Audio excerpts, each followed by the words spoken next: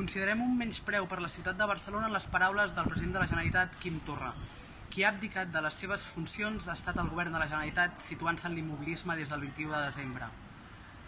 Barcelona no ha abdicat mai en la seva història, resistint fins a les últimes conseqüències en el setge de 1714, defensant els drets laborals amb la vaga de la canadenca, omplint places i carrers al 15M, sortint cada matí a aturar els desnonaments de les nostres veïnes, o votant amb 500.000 de vots l'1 d'octubre malgrat la brutalitat policial. La ciutat que diumenge no abdicarà omplint les urnes de vots amb la CUP Capgirem Barcelona. Demanem a Elsa Artadi que exigeixi una rectificació al president de la Generalitat per Barcelona i per les seves veïnes.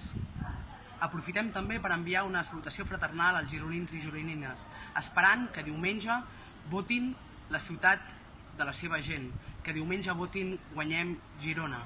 És moment que el canvi s'estengui arreu.